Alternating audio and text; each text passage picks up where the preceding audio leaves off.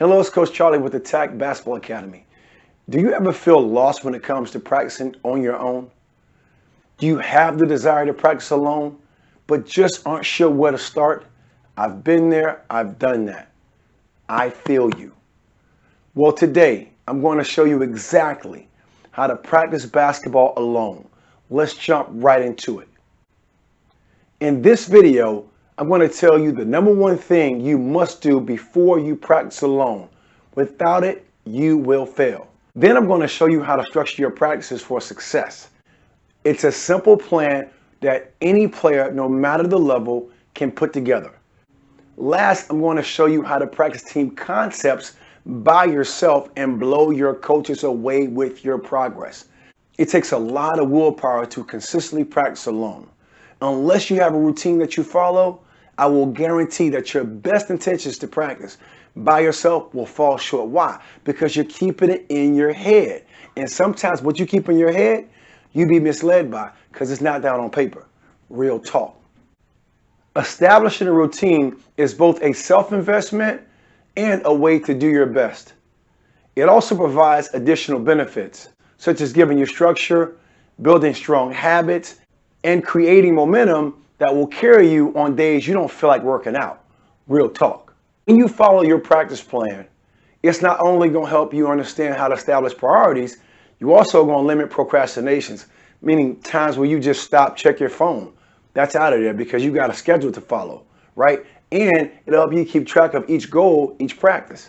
See, when you have a routine, what it does for you, it helps you create laser-like focus on your basketball goal because now you have to also include optimizing your mind as a part of the routine. How do you do this? I'm going to give you the 4 ways to do this. 1, visualize your success. See, visualize it to make it actualize, to make it a reality. Simply close your eyes and imagine yourself excelling and being the best you on the court. Put yourself in situations where you shine. Visualize the best possible outcomes. Include much detail as you can visualize and as possible. Make the picture clear. Because the more clear you make that picture, the more powerful and priceless that picture becomes. You become like the best artist ever. See, again, like I always tell players, you're the artist. The basketball court's the canvas. You paint the picture that you want to see. Number 2, make yourself accountable. You need to find someone that you don't mind listening to as you gave them a reminder as to the things that you want to do. And again, them days you don't feel like practicing, they're going to give you that reminder. Why? Because you gave them permission. So when you find an accountability partner, right? We talk about make yourself accountable for number 2. Find someone you can trust and you feel can hold you accountable. And when you don't feel like it, you go talk to that person. I guarantee you, because you gave them permission, they will hold you to your word. Number 3, make a to-do list. Plan up the 3 goals you want to achieve in every single practice, then go after it. Plan your workout around these goals so you can get the most of yourself while you are working out versus just doing random drills that may seem fun, but really don't do anything towards your priorities. And you know what I'm talking about. Nothing against it. What's the first thing that we typically work on when we go to the gym if we don't have a plan? You guessed it, shooting. All good. Not saying it's wrong, but imagine you're going with a structured practice plan. Imagine that. Visualize that. And your goals, your priorities, what you want to excel at is actually on that plan. That's going to keep you on course. So when it comes to just wanting to kind of hang out, stop, check your phone, that's going to be a non-negotiable. No, I'm not doing that. Why? Because my plan is structured that way. I'm working out my workout routine around the goals I want to accomplish. Okay? Because it keeps you on task and on time, right? You don't want to be in the gym all day. Get in, get out, get your work done, and leave. Go have fun. Go see the rest of your life that particular day. See, when you have a to-do list, the to-do list becomes your accountability partner as well. Why? Because it's performance feedback. And you're going to make sure that what you put on paper is going to get done. Because not only are you holding yourself accountable, not only do you have an accountability partner, that paper is holding you accountable as well. Your word becomes your bond. Number 4, break it down into chunks. small pieces. Don't try to do the whole thing. Do some of the whole thing. Let's talk about that. See, when you break down your practice into chunks, what it does, it helps you become the best you, where too much overwhelms us. All of a sudden, we spend time doing things that we don't want to do. You're outside of your priority zone, right? See, now what you also won't do is you won't spend so much time on one thing. You understand that you have a time limit, right? So you want to get the most of yourself during that time frame because you were able to break down whatever skill, whatever team concept might have been. So now you can do things without interruption and it keeps your interest. See, here's another thing about it when you break down your practice plan into chunks. So let's say you're working on something that you're not really strong in, right? And whatever that might be for you. See, when you know it's a part of your practice plan, but you chunked it, you broke it down, not only do you look forward to doing it, well, you know you're going to be doing it for a short while. You're not going to be doing it for the whole practice, which may what? Drain your energy, right? We're talking about doing it for minutes at a time, right? A fragment of your workout, not the whole actual workout. Before I tell you how to structure your practice plan for success, I want to remind you to subscribe to this channel. I'm putting out videos daily to help you develop into a premium basketball player. Don't miss out on the content. Click the subscribe button. Now I'm going to share with you how to structure your practices for success. All right, here's an actual practice plan that I use and I also give to my players to use, okay? And this practice plan has everything that we need to help us, one, stick to our priorities and workouts, two, stay on time and on target to the goals we want to hit for each workout as well, right? So let's dive right into this. First, I want you to notice I have a time column, and I'm very big on making sure that every actual skill set you want to work on, you want to allot yourself the proper amount of time on it, okay? In this particular case, this is a dynamic warm-up, a way to get your body warmed up, okay? Right? And the way I like to do it is I like to time step it like it's actual time, like a clock. So what you see there is from 0, 0, 0 to 0, 8 minutes. For 8 minutes is that particular time I want to allot. May not even need 8 minutes, but that's the good thing about a guide. It's there for me, but if I don't want it, I may be able to allot more minutes to something else, but I have up to 8 minutes. I want to dedicate that so I can help this young athlete get warmed up, right, properly without hurting themselves, okay? Then also, if you notice, you have the fundamental or skill, okay? You have the fundamental or skill, okay? In this case, again, it's a warm-up. We call them dynamic warm-ups. You may call them something different, right? Just want to give you a guideline. Right next to fundamental skill, you see key teaching points. The universal timeless principle. What is it? I want my players knowing exactly what they're doing and why they're doing it. It's just big for me. It was big for me as a player, and I've seen it pay off as a coach for players to help have a guide, okay? Then the actual drills themselves, you might put down, okay? Then if you wanted to, right, if you wanted to be really detailed, then over here, you could talk about the goal, you know, the goal going into the actual drill, right? What was it you want to accomplish? Then a very simple goal reached. It could just be yes or no, right? If it's no, you can have comments. You can put down comments. What are those comments? Because you can always go back to this actual workout template to help you stay on time and on target. This is what makes great coaches great. They don't wing it, right? They measure it. And what you measure grows. I want you to be just like a great coach, but you are a player. And here are the secrets of how to get it done. Okay, that when you do practice alone, make sure you have a guide, and the guide becomes almost your best friend because it holds you accountable to what you're trying to do and get accomplished. Okay, let's get after it. Now that I've shared with you how you can prepare and structure your practice plan alone, comment below with one basketball skill you are going to practice alone today. Now I'm going to show you how to practice team concepts by yourself and blow your coaches away with your progress. They are called part-whole method. Huh? I'll say it again. It's called part-whole method. See, the part-whole method is this. See, it's a method of teaching that involves taking team concepts and breaking them down into their components. And that's exactly how we practice at Indiana University all the time. And Coach Bob Knight, my coach, he would always do this. That's where I get a lot of these concepts from. We will take practice plans. We would do things that we do as a team. We will always break them down. And I was always fascinated to how he would teach them, how easy it was. And it was called the part-whole method. I didn't realize that until years later. See, let's keep it real. There's no way you're going to execute a play without the working knowledge of what your role may be into that.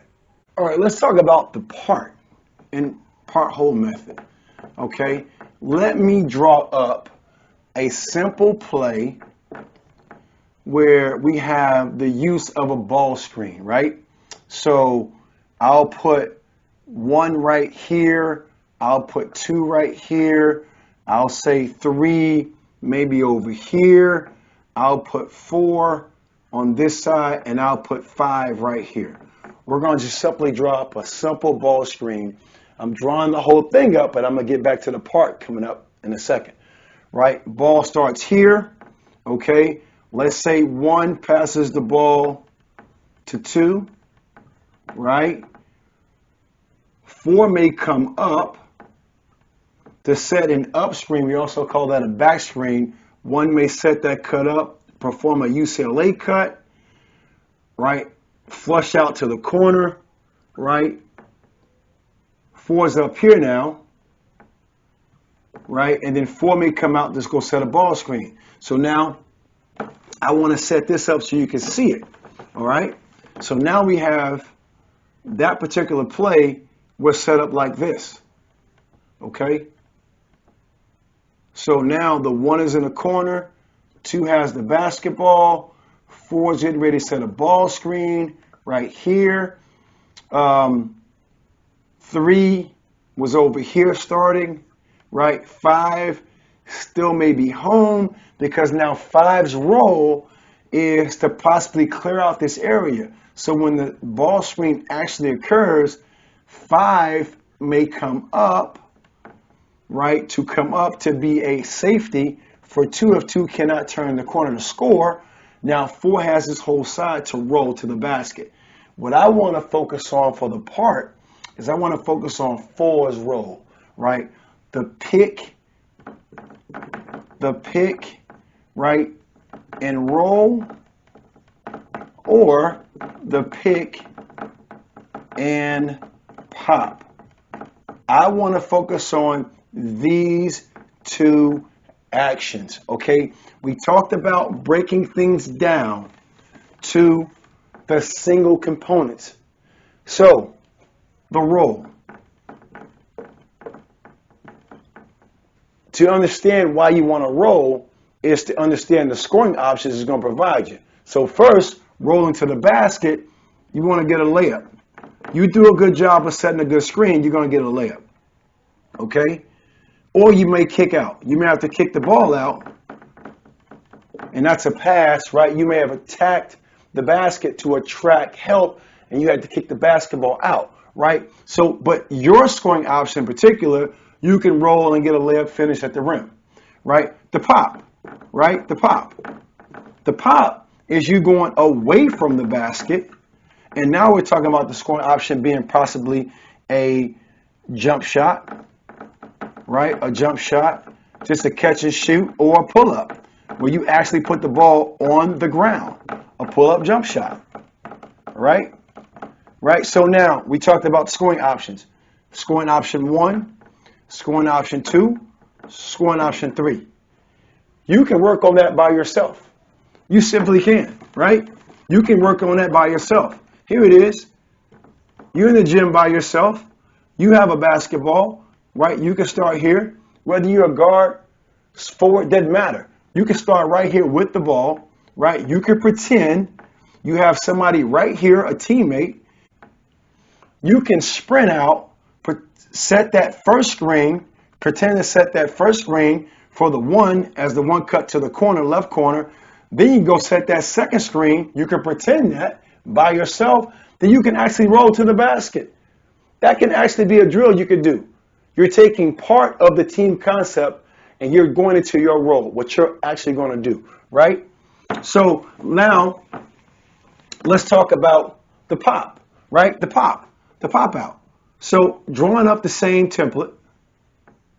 Here it is right here, right? You're on the block, you're the 4, here's the 2, here's the 1, but you're by yourself. You actually have the ball. We're just talking about using our imagination. You can sprint up, pretend you're setting an up screen, let them cut to the corner. You can come out, right, set a ball screen, a side ball screen, and you can do what? You can pop out. You can actually pop out, because any type of pop out, you're going away from the basket, right? And the first option you want to think about is catching and shooting. Then there you can progress it. You can shot fake, foot fake, put the ball on the ground if you're allowed to, right? But that's how you break down the part. Now let's discuss the whole, right? Now let's bring it all back together, right? When you break down the part, the single components, now you want to bring it all back together. Now, if I can progress this just with simple words, this might have started off with a 1 versus 0 drill. That was a part drill, right? Then it was 2v0. That was another part drill. Then it might have been a 3v2. Now you may go into what we call small-sided games, but you're just adding the parts to it, right? Okay, so I'm going to just put SSG. That stands for small-sided games, right? But we're still talking about part, right? Then you may go 4-on-3, right? Same concept. SSG, small-sided games. You got your part breakdown. And then lastly, 5. Might start off with 5v0 to make sure that everyone's doing their part without defense, without interruption. Then it might be a 5-on-4, right? We call those advantage games, right? Advantage games where, right, we have 4 defenders trying to guard 5. That means we're just moving freely. Then you go into 5-on-5, right? Now you got your whole team concept there. But think about it. That's why you're going to blow your coaches away, because actually you can go into the role. You can go into the role of the part piece that's integral to you. Break down, know your scoring options, so when you hear that play called, you know exactly what to do, and there's no hesitation to it whatsoever.